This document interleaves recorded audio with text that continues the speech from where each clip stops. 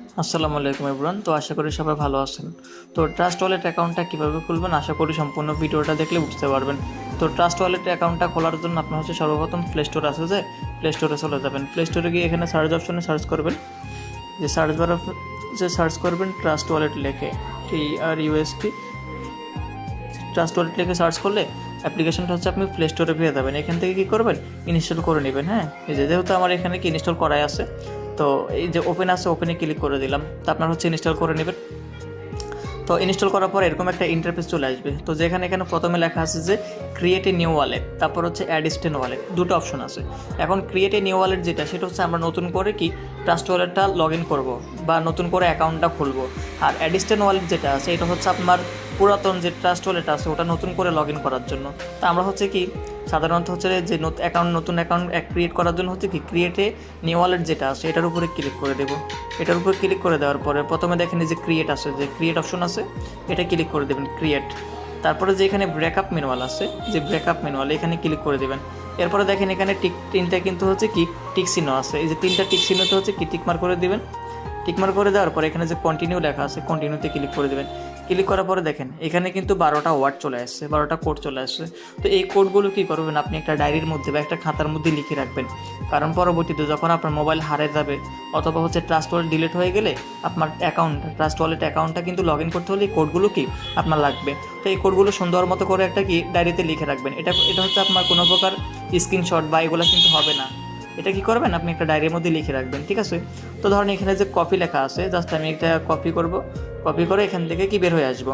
তো এই যে কন্টিনিউ লেখা আছে, দেখেন এই যে কন্টিনিউ লেখা আছে, কন্টিনিউতে চাপ দিবেন। ক্লিক করার পরে এখন কোডগুলো দেখেন এলোমেলো হয়ে গেছে। হ্যাঁ, তো এখানে বলতেছে আপনাকে কোডগুলো সাজানোর জন্য। তা আমরা এটা না করা হচ্ছে কি করব, সরাসরি এখান থেকে ব্যাক করব। এই যে ব্যাক করে চলে আসবো। ব্যাক করে চলে আসার পরে দেখেন এখানে লেখা আছে অ্যাড স্টেন ওয়ালেট।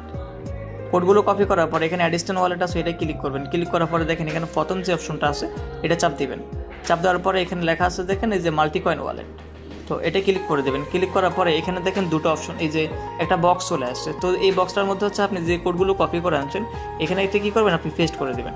পেস্ট করার পরে এখানে দেখেন এই যে রেজিস্টার্ড ওয়ালেট, এটা চাপ দিয়ে দেবেন। এটা চাপ দেওয়ার পর হচ্ছে আপনার অ্যাকাউন্টটা কি অ্যাক্টিভ হয়ে যাবে। একটু সময় নেওয়ার পর অ্যাকাউন্টটা কি অ্যাক্টিভ হয়ে যাবে। তো এই ট্রাস্ট ওয়ালেটটা হচ্ছে আপনার সম্পূর্ণ এভাবে কি আপনারা খুলে নেবেন। এরপর আপনার যে পাসওয়ার্ডটা আছে, এখানে 6 ডিজিটের একটা পাসওয়ার্ড চাইবে আপনার। তো আপনি আপনার মতো করে কি একটা পাসওয়ার্ড দিয়ে দিবেন, যেটা আপনি মনে রাখতে পারবেন, ওই পাসওয়ার্ডটা কি আপনি দিয়ে দিবেন।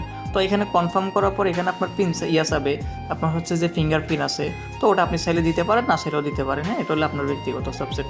তো ধরেন অ্যাকাউন্টটা খোলা হয়ে গেছে, এই যে এগুলো অ্যালাউ করে দিবেন।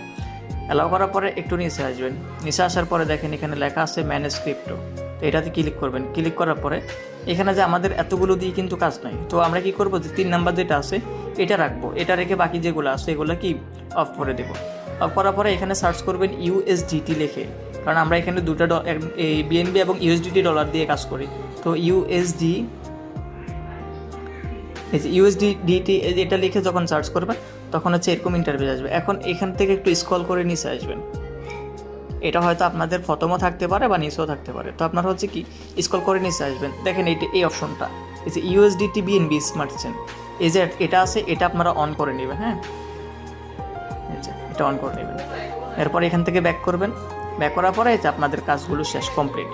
এরপর একটা কাজ করবেন, এখানে সেটিং অপশন আছে, এই যে সেটিংয়ে ক্লিক করবেন। ক্লিক করার পরে দেখেন এখানে 9 নাম্বার অপশনে লেখা আছে সিকিউরিটি, তো সিকিউরিটিতে চাপ দিবেন।